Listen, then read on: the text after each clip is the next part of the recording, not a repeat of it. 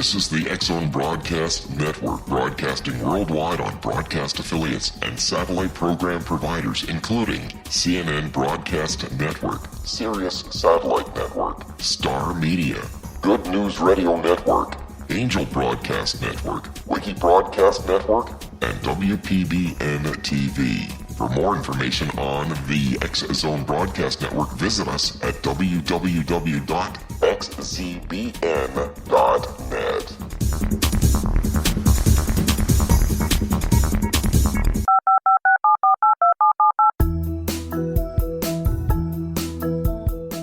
Did you know that when you're on the road with limited data or Wi-Fi, you can still listen to the X-Zone Radio Show with Rob McConnell, The Science of Magic with Gwilda Wiyaka, X-1, Dimension X, Space Patrol, and every minute of the X-Zone Broadcast Network by calling 213-401-0080, courtesy of Audio Now. No smartphone, app, or internet needed. It saves your data plan, and it's free if you have unlimited minutes. Call 213-401-0080 to listen on any phone, anytime, anywhere. Remember, 213-401-0080 for the best of the paranormal, parapsychology, and sci-fi radio programming anywhere, 24/7, 365.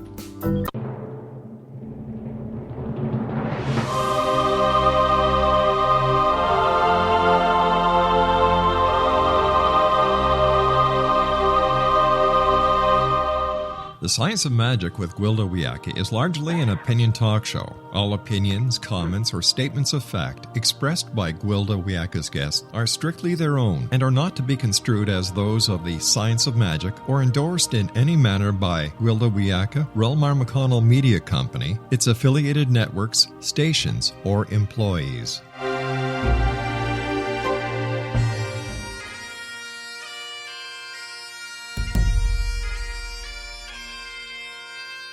Welcome to the Science of Magic with Gwilda Wiyaka, a program dedicated to uncovering the unified nature of reality and humanity's ever-evolving place as truly galactic beings.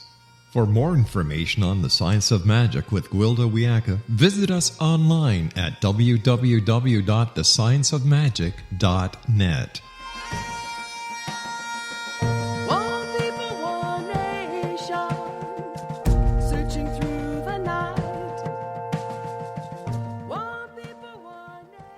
Welcome to the Science of Magic, a place where science and magic come together to transform fact into evolving truth. We're proudly coming to you through the ever-expanding X-Zone Broadcast Network, xzbn.net, and can also be found on our website, thescienceofmagic.net. I'm your host, Gwilda Wiyaka. This hour we'll be exploring unification. We are the creators of our own reality.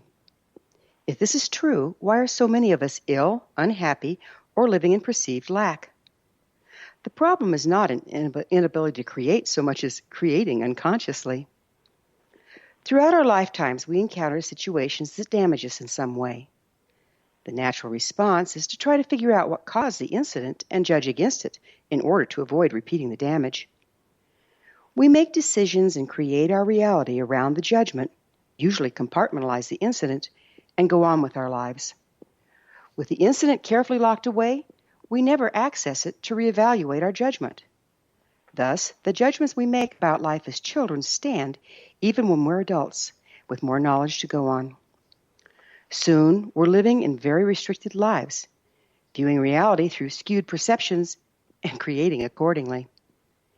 The conscious mind is unaware of what the unconscious is doing based upon outmoded perceptions, judgments, and beliefs. We create our reality out of these beliefs rather than true desire. From ill health to repeated relationship patterns, we are living and creating from our damage rather than our true potential. In effect, we're houses divided against ourselves, unconsciously sabotaging every attempt to manifest the lives we truly want. I once had a shamanic client that wanted to be in a relationship, but every time she tried, she ended up being abandoned. In every other area of her life, she was a competent, self-reliant, self-actuated individual. She naturally drew men to her that admired those traits. But the moment she engaged in relationship, she became jealous, insecure, and clingy. She misinterpreted her partner's words and actions, anticipating unfaithfulness or abandonment. This became her reality, regardless of proof to the contrary. Eventually, the gentleman in question would tire of the behavior and call it off. She'd been to counseling and was aware the problem stemmed from her father having an affair and abandoning the family when she was young. Yet, though she knew the root of her insecurity, she was unable to alter the conduct. Her therapist referred her to me. During our shamanic session, we were able to bypass the conscious mind. We found that as a young child, she decided her father had left because she wasn't good enough and didn't try hard enough. During the tumultuous separation, she changed her behavior to what she thought her father wanted, but ultimately he left with the other woman, never to be seen again. My client compartmentalized the belief that she was inadequate no matter how hard she tried, and had to be other than what she was in order to not be abandoned. The moment a man became important in her life, this compartment was triggered. As a result, she perceived and behaved from her childhood wounding rather than as an adult. Through the shamanic healing modality known as soul retrieval, we were able to decompartmentalize her experience. Then, working again with her psychiatrist, she was able to reevaluate her beliefs. By bringing the judgment to consciousness, she was able to consciously change her perceptions.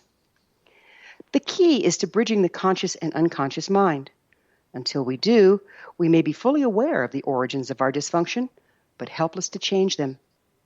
This results in reactivating our original damage over and over, rather than manifesting the life we want to live. Our guest this hour, Tim Bartley, BCH, is the author of Holy Moly, It's Hypnosis. As a board-certified hypnotist in full-time practice since 2005, he's conducted thousands of one-on-one hypnotherapy sessions. When in practice in the Women's Health Center at Hetrick Hospital in Michigan, he worked in conjunction with staff, physicians, and residents.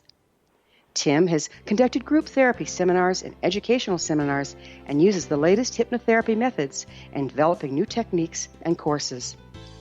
After this commercial break, I'll introduce Tim, and together we'll explore the magical healing power of unification, so don't go away. You're listening to The Science of Magic. Prior innovative episodes can be found on our website, thescienceofmagic.net.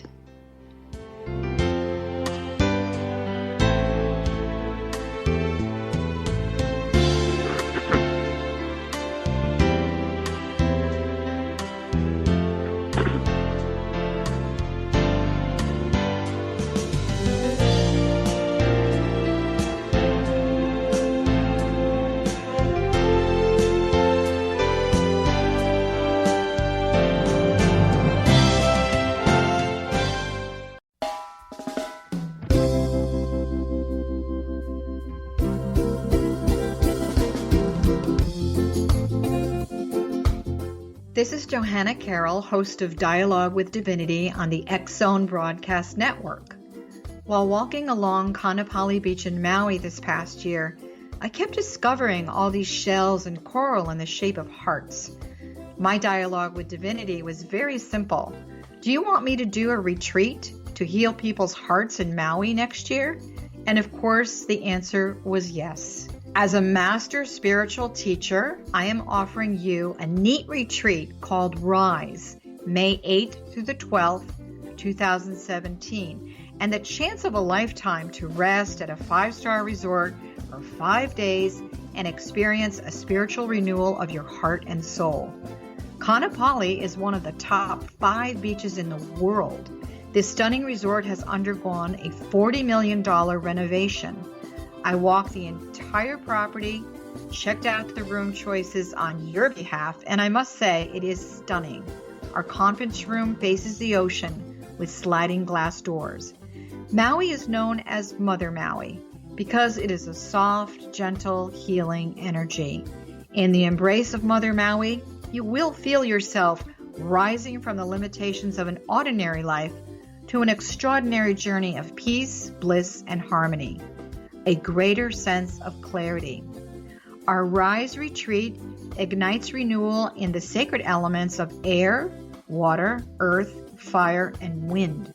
There's plenty of free time to enjoy all that Maui has to offer. A small deposit is required now to reserve your space, as this retreat, it will sell out. For more details, please go to johannacarroll.com and register today. Aloha, and I'll see you in mystical Maui.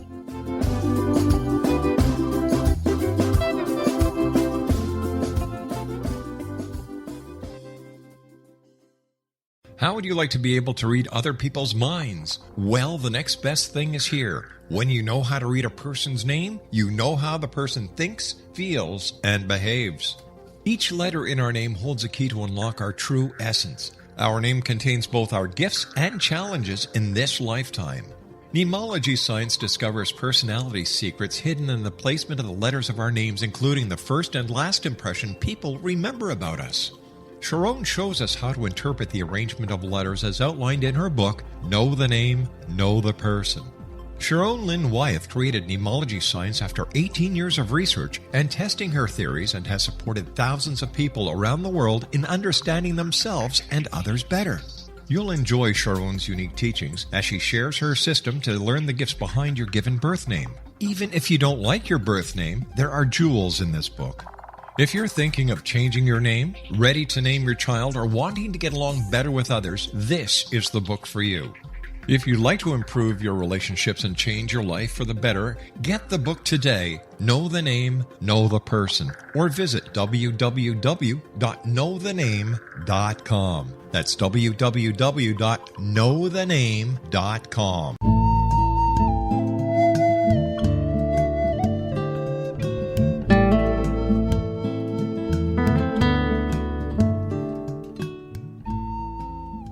Welcome back. This is The Science of Magic, dedicated to unification and evolution of consciousness. I'm your host, Gwilda Wiyaka. Our guest this hour is Tim Bartley, the author of Holy Moly, It's Hypnosis. He's a board-certified hypnotherapist and developer of subconscious mind gateway programs. Tim has developed some very important breakthrough techniques. His subconscious mind gateway program completely removes the conscious mind while leaving his client's subconscious mind directly communicating with him. He's also developed a new regression technique enabling him to find the root of a problem very quickly and to easily remove it. He offers long-distance sessions via telephone or Skype, and trainings on his techniques are available on his website, lacenter.cc. Tim, thank you so much for joining us on The Science of Magic. Hi, Gwilda. Hey, thank you so much for having me. You're a trained hypnotist. Are you also trained in psychotherapy or counseling? No, I've had some psychology classes in college, but I'm certified in several different hypnosis techniques. I'm also certified in an eye movement technique that's called accelerated resolution therapy, which is kind of like EMDR. And that's really, really good to solve post-traumatic stress disorder and anxiety disorders. Oh, okay. So do you use counseling? You say you do some counseling. Is that part of the hypnotherapy training, is how to counsel people while you're doing it? Well, yes and no. I am trained in how to handle my clients outside of doing the session work. Primarily, what I want to know about my clients basically is, what the symptoms are, when it's the worst for them. And just with that knowledge, I'm able to jump in and, build into it, find the root cause, and clear it away. I have had, several clients actually pay me for just counseling sessions, but I primarily don't do that part of it.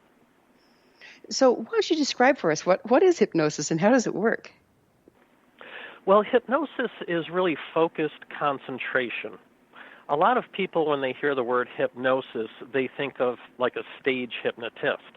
And unfortunately, that's kind of keeping the whole profession at bay, so to speak.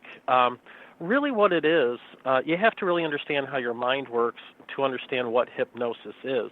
And really what it is, it's associated with a brainwave state. So as you're awake during the day, your brainwaves, they speed up and they slow down naturally. And the brainwave states are beta, alpha, theta, and delta. So beta is where you are right now if you're fully cognizant of what's happening around you. And then if your brainwaves slow down just a little bit, you go into alpha. Or if you simply close your eyes very quickly, you go into alpha. And that's like a daydream state. And then below that, when the brainwaves slow down just a little more, you go into theta. And theta is a meditative hypnotic state. And then below that is delta, and you've fallen asleep. So in order to get down to the lower alpha, upper theta range where hypnosis is, it's really just about focusing. So you could actually even just stare at a dot on a wall for 5 minutes, and your brainwaves will lessen. They'll slow down. And a lot of people, I think, can relate to this. I think we've all driven our car, we've reached our destination, and you're like, how did I get here? or someone's rambling on and on and on. Or think about being in school and a teacher's just rambling on and on and on.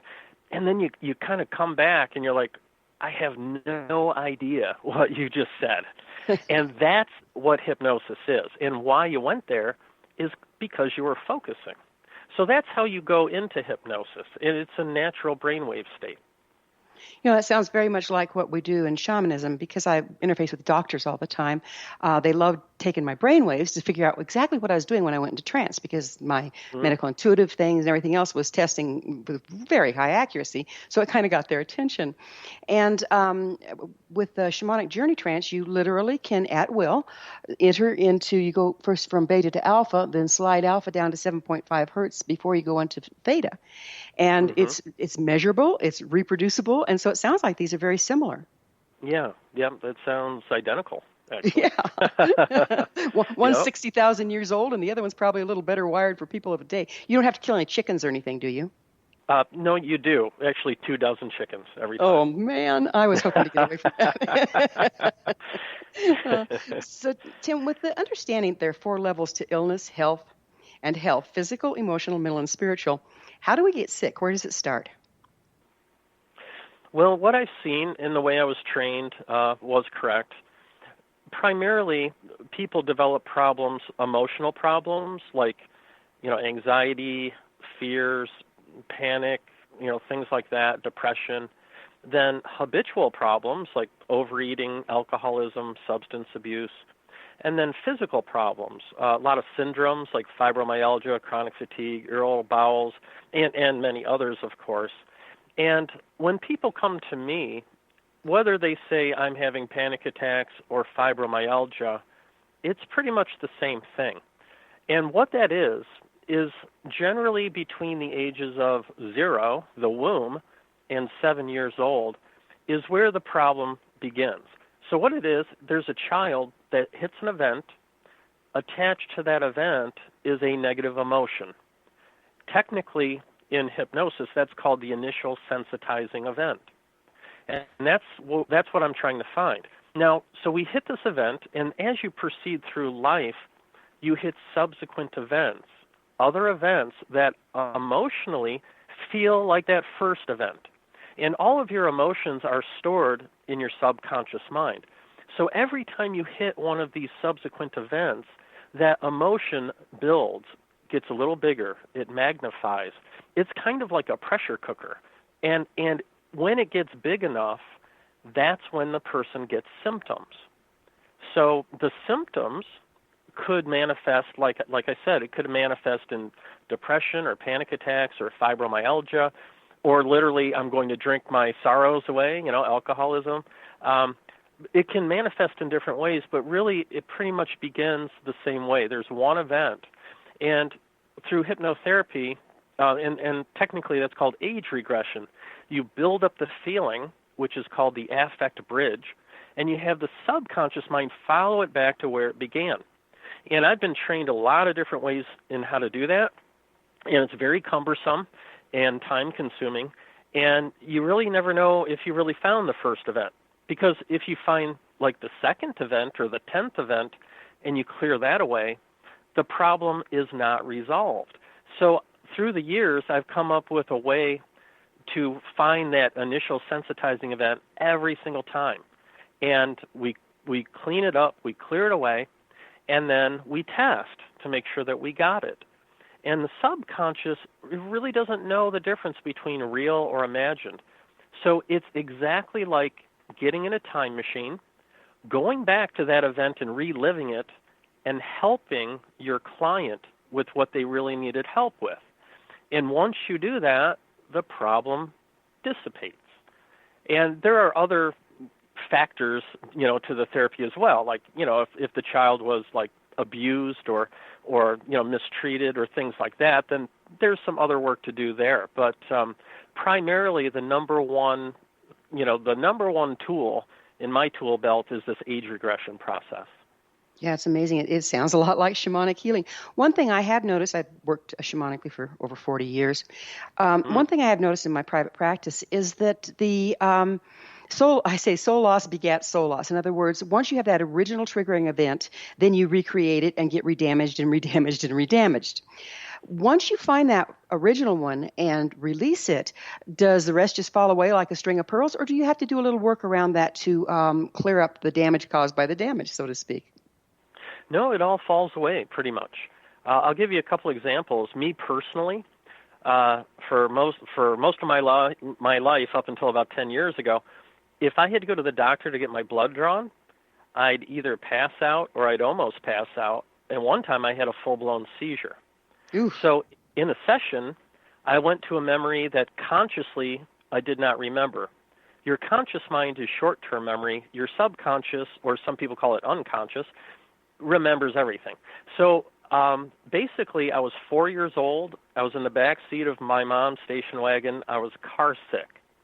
And this was in Detroit, Michigan. I went into the Fisher Building, which is a skyscraper, went into the elevator. It went up rather quickly. And now I'm car sick, and now I'm dizzy. I felt horrible, right? And then my mom gave me like a piece of chocolate or something. She thought my blood sugar was off, and that made me feel even worse. I didn't know why I was there. Turns out it was a doctor's office. I went through the door, and I got a shot. So the feelings, the anxiety, and the physical response of adult Tim was really the triggered feelings of that 4-year-old. So you don't, in the session, you don't work with adult Tim, you work with the 4-year-old, and you clean up all the negative feelings, perceptions, beliefs, all that stuff. And then from that point forward, I've never, ever had that problem again. Another example is I worked with a woman, her name's Jaya. I've got actually her testimonial on my website. And she had fibromyalgia, which is pain points in the body, and it's usually coupled with chronic fatigue. And she had that for 30 years, and she had to retire early because she couldn't go to work anymore.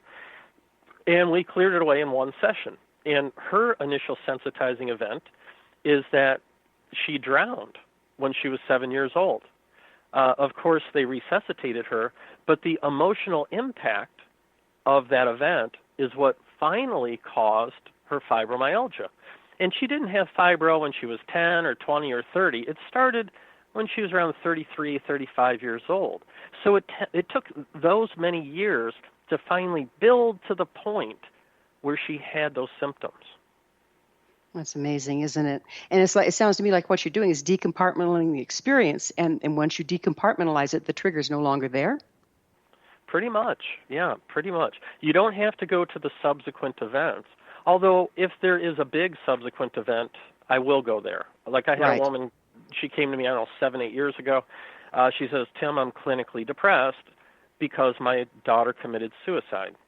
Well, that was not the initial sensitizing event. Her initial event was she was 3 years old in the crib crying out, and nobody ever showed up. So, of course, I cleared that away. But then, yeah, we're going to work on that other event because it was pretty big. I'm not just going to leave that there. Right. So it's like you're saying the losing her daughter was compounded by the fact that she had suffered abandonment feelings as an infant. Exactly. Like if we would have just worked with that event, she would have felt better. There's no doubt about it. But she wouldn't have been all better. Got it. You really have to find where it started. And we're going to have to pick up with this on the other side of a break. Okay. Tim and I will return to our discussion after this short break. We're coming to you through the land of leading-edge paranormal broadcasting, the X-Zone Broadcast Network. Don't miss the other fine shows and hosts on xzbn.net. You're listening to The Science of Magic, thescienceofmagic.net, I'm Gwilda Wiyaka. Tim and I will be back, so don't you go away.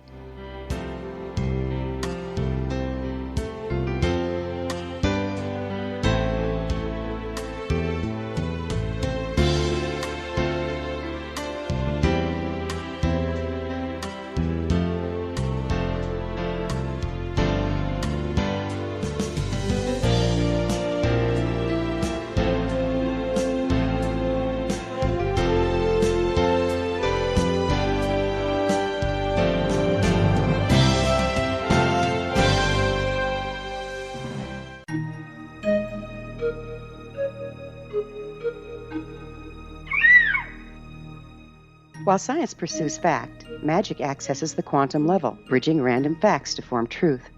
As long as science and magic remain separate and polarized, the truth cannot be known. I'm Gwilda Wiyaka. Join me on the Science of Magic radio program, dedicated to unification and evolution of consciousness. During each episode, I'll be speaking with experienced and respected scientists and mystics. From astrologers to astronomers, from medical doctors to shaman, the scientific method to dowsing and intuition, we'll weave together information from seemingly divergent practices to promote unity and enlightenment. Join me, Gwilda Wiyaka, and the Science of Magic right here on the Mutual Broadcast Network. For more information, visit www.thescienceofmagic.net. Gibbs A. Williams, Ph.D., is a practicing psychoanalyst, supervisor, researcher, and author in New York City. Much of his life has been dedicated to understanding nature and the uses of meaningful coincidences or synchronicities. His radical and original non-Jungian, non-mystical, non-magical theory of synchronicities illuminates much of the fog surrounding this challenging and perplexing topic. His ideas and manners are fresh, presented in a style that is both entertaining and highly informative. He is also an expert on crisis intervention, specially focused on violence reduction for the police and citizens, mastering anxiety, frustration, and stress without the use of medication, and effectively preventing and treating heroin addiction. Dr. Williams can be contacted at his email address at gwwilliamsny11@aol.com or visit his website at... Wouldn't you love to know the secret to everything? Well then, meet Dr. Kimberly McGeorge and her cutting-edge breakthrough knowledge that combines science with possibility. Dr. Kimberly brings real-life answers and healing to those open to alternative solutions. She teaches solution-based programs and classes that will change all areas of your life forever. Specializing in conscious creation, intuitive readings, and energy medicine, you can rapidly shift health, relationships, business, and money and abundance challenges quickly. Receive her best-selling book, Secret to Everything, at no cost by going to secrettoeverything.com/X-Zone. That's right, transformation can start now. Just go to secrettoeverything.com/X-Zone and receive Dr. Kimberly's book for free. Afterlife expert Roberta Grimes was the first one to say that dying can be fun. Now her best-selling book, The Fun of Dying, is available in stores worldwide. So if you wonder whether death ends life, how it feels to die, or what heaven might be like, The Fun of Dying was written for you. And if you have always been afraid of death, or if you worry that your life has no meaning, let The Fun of Dying ease your fears and bring new meaning to your life. Nothing said in The Fun of Dying is based on the teachings of any religion. Instead, Roberta draws on evidence to explain how death happens, how it feels, and what comes next. A lot of the best death-related evidence was produced in the first half of the 20th century. When it is put together with recent discoveries, it tells a consistent and amazing story. Roberta Grimes blogs and answers questions at robertagrimes.com. Her wonderful book, The Fun of Dying.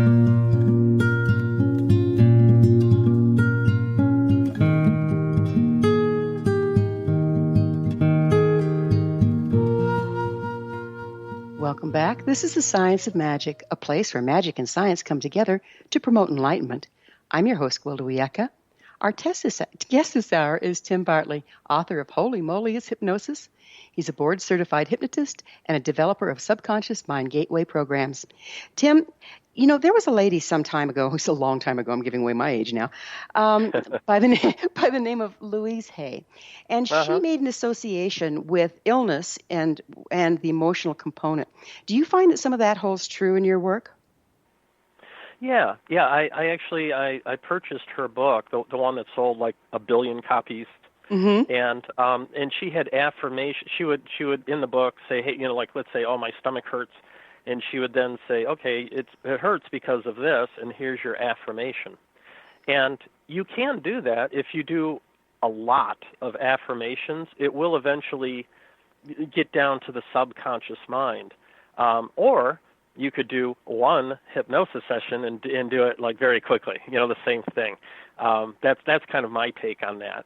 Yeah, I found the same thing. Is like you can repeat the affirmations, but if you haven't treated the cause, what you're looking at is denial rather than process. But on the other side of treating the cause, it can really, to use the affirmations, can accelerate process. And I found that it was helpful for me sometimes it just kind of gave me a ballpark. If I've got these particular presenting symptoms, it kind of helped me recognize where I was going when I got there as far as the causation.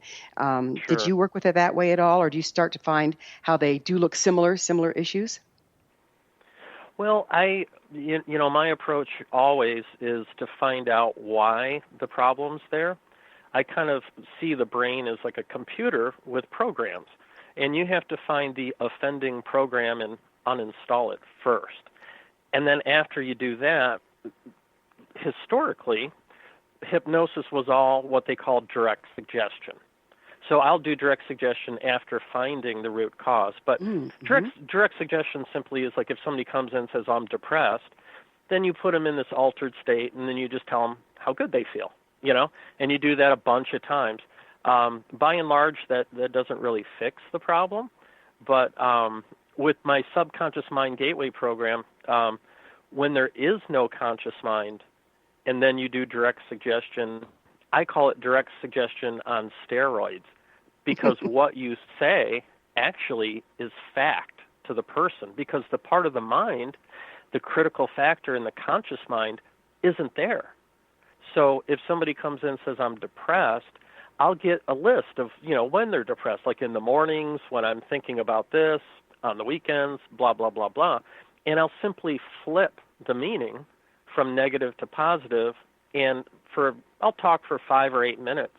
And when they, quote, unquote, wake up, that's really the way they are now. Got it. So would you tell us a little bit about your spiritual sessions and how you define spiritual aspect of a person? Sure.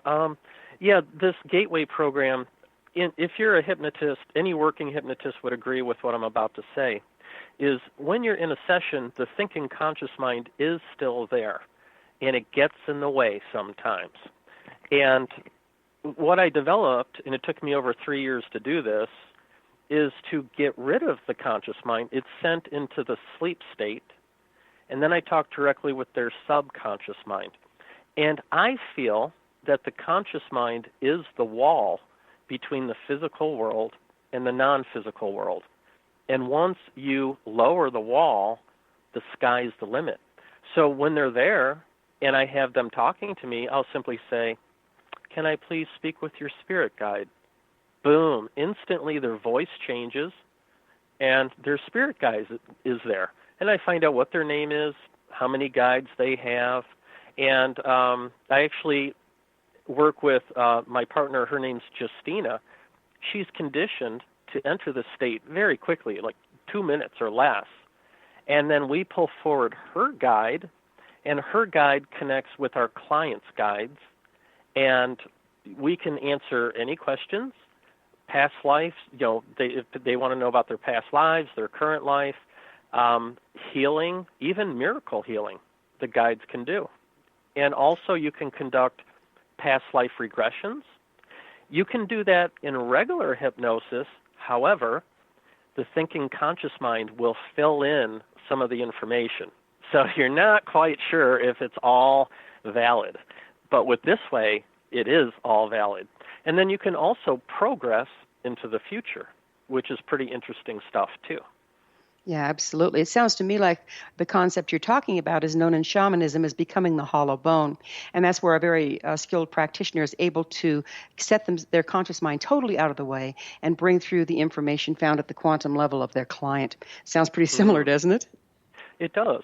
And also Edgar Cayce, a very famous psychic, Mm-hmm. Mm-hmm. I think they called him the sleeping psychic. The sleeping Because, prophet, yes. yes, the Mm-hmm. prophet, that's it. Yeah, and he would basically fall asleep and his wife would ask the questions. And when they were done, he didn't remember anything.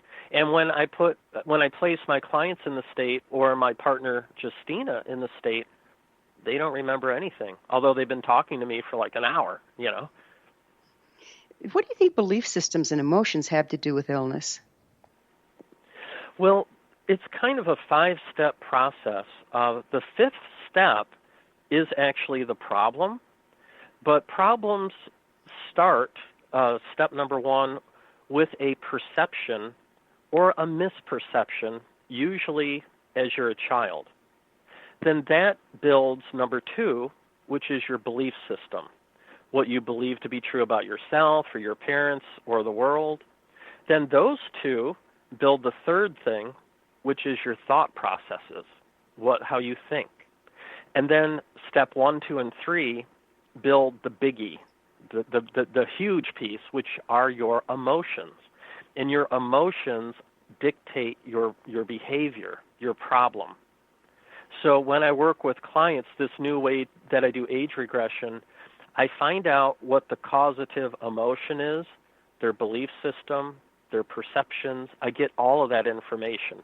And most of the time, when we're done, the client is just blown away. And they're like, wow, because it's very exacting. And you can change all of it very quickly. So how do our belief systems dictate our reality? I mean, we hear over and over again we're creating our reality, and I believe that's so. How do our belief systems play in there? Well, what you believe, it does govern your thoughts and your feelings. For instance, I had this one client who really disliked her mother. She really, really did not like her mother. And we did a session where that came forward. And what it was is her mom came into her room when she was like, 5 years old, and said, you know what, you can play dress up. You can try on any of my clothes, even the shoes, have at it, have fun. So she was doing that, and after a couple of hours, Mom came in and said, okay, get dressed, we have to go. Mom took her to the hospital where she had to have eye surgery. So her subconscious told me that Mom lied to me. She's a liar. She said it was going to be a wonderful special day, and instead they took me to the hospital and stabbed me. So that was her belief system about her mother. And in hypnosis, all I had to do is talk to her. I said, well, maybe Mom was just trying to make a bad day better. Could that be? And she's like, oh, which changed her belief system about her mom, which changed her emotions, which solved her problem. So, yeah, belief systems, I mean, think of it. If you believe, I'm never going to amount to anything and life stinks and it's just every day is drudgery, if that's what you believe, well, that feels a certain way, and then obviously it's going to manifest a certain way, isn't it? Yeah. Yeah. Would you talk to us about the anatomy of a triggered response? What does it look like? Well, the triggered response is simply, it's kind of this memory that is a big deal in the subconscious mind. And when you find and this can play out in different ways. You could find yourself in a certain situation, and then boom, it's triggered. It can be triggered a lot of different ways. It could even be triggered by a smell. If that initial event and Mom was baking cookies or something, when 20 years later when you smell cookies, all of a sudden, boom, this trigger comes in. Just like me with the needles, I mean, I'm an adult man. I mean, I can watch surgery shows on TV, yet I'm, and I can watch and put the needle in my arm. No problem, but boom, doesn't matter. So the triggered response, everybody's trying to figure it out. The conscious mind's trying to figure out the problem, And it really can't, because it's really stored in the subconscious mind. So that's really how the triggering process works, from what I've seen. So that pretty much describes neuroses, doesn't it? It does. Because because we don't know where it comes from doesn't mean it doesn't have an origin, right? Exactly. Yeah, everything has an origin, and sometimes, as strange as this sounds, the origin is connected in a past life. It's not even in this life. I found that as well. How can you tell where you are if you're doing past life regression? How do you tell when you go past this life and are dealing in another one? Well, by and large, it really doesn't matter. But I do what's called a non-directed regression. So I'm not directing them anywhere. They're going to where they need to go. So whether that was when they were 7 years old in this lifetime or in a past life, the only way I really know is what they're describing to me. So, I mean, obviously, if they're at a temple, in a desert, it's probably not this life, That's a dead giveaway, right? Right. or tied up at the stake somewhere, right? Exactly. Yeah. Exactly. And so you find that the past, when you do this work in the past life, that it ricochets back and makes a correction almost instantaneously in the current life? Yeah, it does. For past life, like if it's in this life, there's some work that we have to do to clear it away. It doesn't take long, but there's some things we have to do. If it's a past life, they just need to know what happened. That's like I used to be terrified of public speaking. I was the worst. And now I can talk in front of lots of people, no problem. But I was directed to 3 past lives.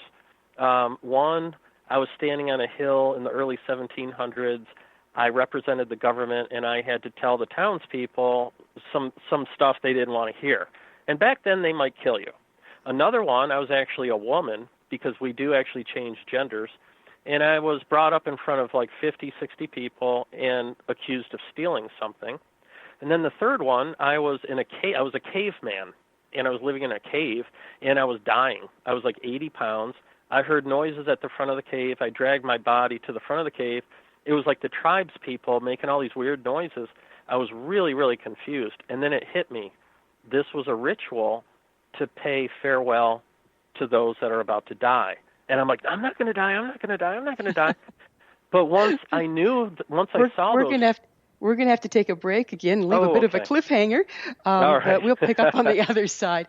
Tim and I will be back shortly. You're listening to The Science of Magic, thescienceofmagic.net, the place where altruistic professionals of science and the esoteric create common ground for the betterment of our world. We're brought to you by the leader in paranormal, spirituality, and alternative health programming, the X Zone Broadcast Network, xzbn.net. Don't leave us. We will be back.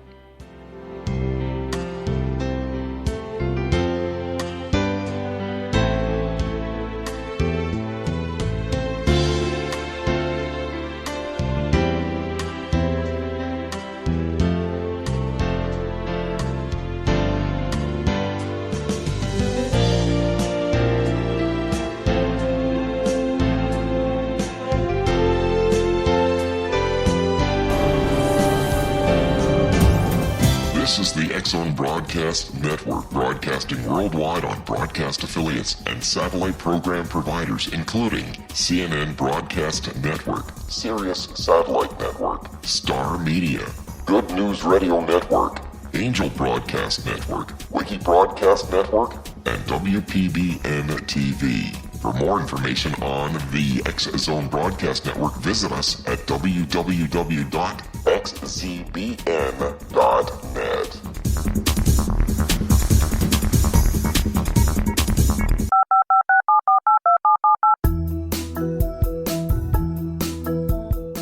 Did you know that when you're on the road with limited data or Wi-Fi, you can still listen to the X Zone Radio Show with Rob McConnell, The Science of Magic with Gwilda Wiyaka, X-1, Dimension X, Space Patrol, and every minute of the X Zone Broadcast Network by calling 213-401-0080, courtesy of Audio Now. No smartphone, app, or internet needed. It saves your data plan, and it's free if you have unlimited minutes. Call 213-401-0080 to listen on any phone, anytime, anywhere. Remember 213-401-0080 for the best of the paranormal, parapsychology, and sci-fi radio programming anywhere, 24/7, 365.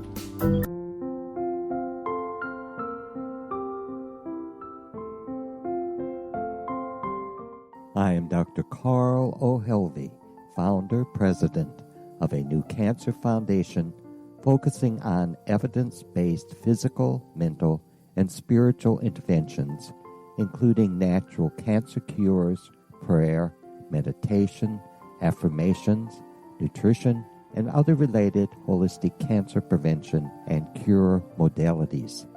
These are used in cancer education, research, and financing care.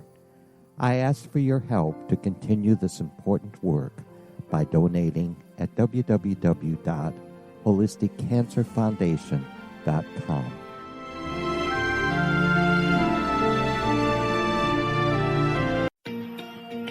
Wouldn't you love to know the secret to everything?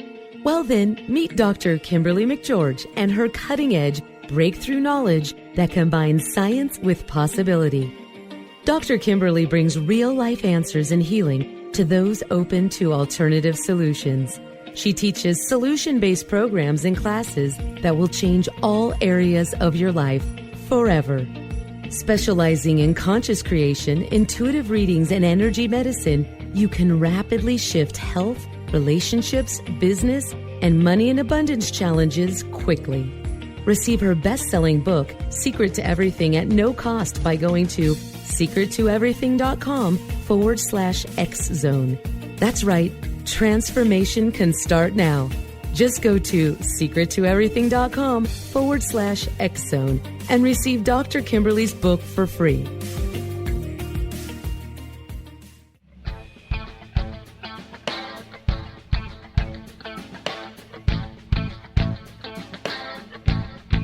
What Happened in Benghazi is revealed by Nicholas Genix, author of Obama, Islam, and Benghazi. He informs the American people that President Obama deceived them by advocating a strong foreign policy prior to the 2012 presidential election, and Hillary Clinton supported this deception.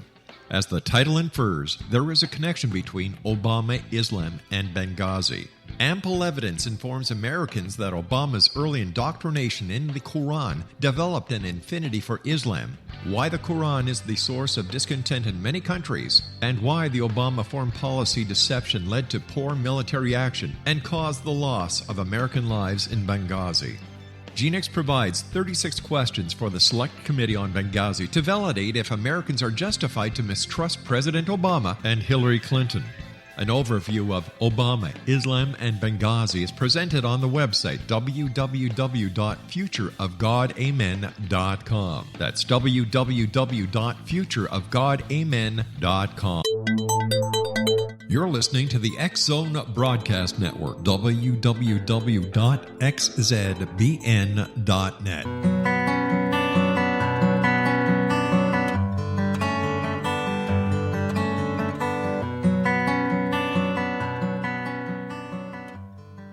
Welcome back. This is The Science of Magic, bringing together gifted people of service to the world. I'm your host, Gwilda Wiyaka. Our guest this hour is Tim Bartley, the author of Holy Moly, It's Hypnosis, a board-certified hypnotist and developer of subconscious mind gateway programs. Tim, why did you ever think of that name for your book? Well, actually, I want to have a series of books. So like Holy Moly, It's Hypnosis. And I was going to ask you, maybe you can write the next one. Holy Moly, It's Shamanism. Holy Moly, It's Ghosts. That kind of thing. So that's how I came out. I know it's kind of silly, but hey. I like it. It's catchy. And as we're getting into the last segment here, would you mind telling people where they can find your books and your services? Well, sure. My book can be found at my website, lacenter.cc, or you can go to Kindle, Amazon. It's out there in the world. And basically the training can be found there. Also, I have a separate website. The link is on that main website, but the other website's called lightworkers.cc, and that's doing the spirit guide channeling sessions with our clients. And I would highly recommend everybody to try that at least once. It's amazing. I mean, it goes way beyond like a psychic reading or tarot card reading, because we're actually directly talking to spirits, and it's really amazing, to say the least. It sounds it. It sounds it. Yeah. So, how can you help people? It seems like we live our life out of a triggered response. We're so triggered, we don't even know we're triggered. How can we start to become more conscious of when we're triggered and responsibly manage it until we can find some help with it? Well, if you're, having any difficulties or challenges, the first step is to pay very close attention to when it hits. And most people don't do that. Like if you're depressed or you're having panic attacks, you basically say, oh, yeah, I'm just feeling down. But really, pay attention to when it's the worst. Is it in the morning, at night, when you're thinking about a certain thing, when you're smelling something, or if it's a cloudy day? I mean, really, that's the first step. Secondly, and I've learned this from the spirit guides, this is very important. What you think and what you speak and what you write is what you're going to manifest. So you do not want to write or speak something that you don't want. You don't want to say, I don't want to be depressed anymore, because you just said depressed. So you want to speak or think, I'm happy now. I mean, it even went, before we do these spiritual sessions, we do a prayer and some protection, and I did this prayer saying, please keep all evil away, keep all negative energy away. Then the guide said, you're doing that wrong. The second you said evil and negative energy, you brought it in. Only speak what you want. So those are the two biggest steps there. And then I do have to tell you, from my training and my experience of literally thousands of sessions, you got to realize that we all kind of have a split personality. It's like you and your twin brother or sister. Your conscious and subconscious, they do relate, they do interrelate, but not well. And that's how we develop problems. When you don't have problems, both of those parts of your mind are on the same page. So, in my opinion, you really need to work with someone like yourself or someone like me, someone that can actually get into that subconscious mind and change it there. Because by and large, your conscious mind does not know. It thinks it knows, but it's usually wrong. So once we do this kind of work and start opening up those compartments, then we're no longer divided against ourselves, and we can be authentic as well as in the moment. Is that what you're finding with the work? Yeah, I am. And you have to, another big piece to this, and I'll just say this because maybe it'll just help people. Everybody goes through life and we hurt people and we get hurt by other people. And you have to realize that people are just simply a product of their own programming. And what you went through, especially when you were a child, is what programs you. So like if you took a child and you put them in a concentration camp, or you put that same child in a loving, nurturing home, their programming when they get to be an adult are going to be a lot different. And if you run into someone that lived in that concentration camp and they come in and they walk all over you and make you feel horrible, well, what we do usually is we point the finger of guilt and blame at ourselves. Oh, well, and then you say, oh, I'm no good, or look at what you did to me, or all that negative stuff, where you really have to stop and say, wait a minute, this really didn't have anything to do with me. I mean, if I wasn't here, you'd just be doing this to somebody else. And that's kind of a big part of it, too, because I think we're all affected by that. Yeah, it's a big key, isn't it? Is not taking life personal. Yeah. I mean, really, you don't know these people's past. I mean, for me, it's a hard lesson I had to learn, and I'm still learning it. But I tend to really accept everybody, and I'm open-hearted to everybody, and then boom, you get stepped on. It's like, wow, that really hurt. But you have to realize it really isn't you. It's just this person's acting out on their own programming. The other thing I found, Tim, is when it really, really hurts, there's usually a compartment that's been triggered by the person's actions rather than them having that kind of power over me in the moment. Have you found that as well? Yep, that does take place. It just comes home to roost, It just comes home to roost. What's timeline therapy? Timeline therapy is a different way to do age regression therapy.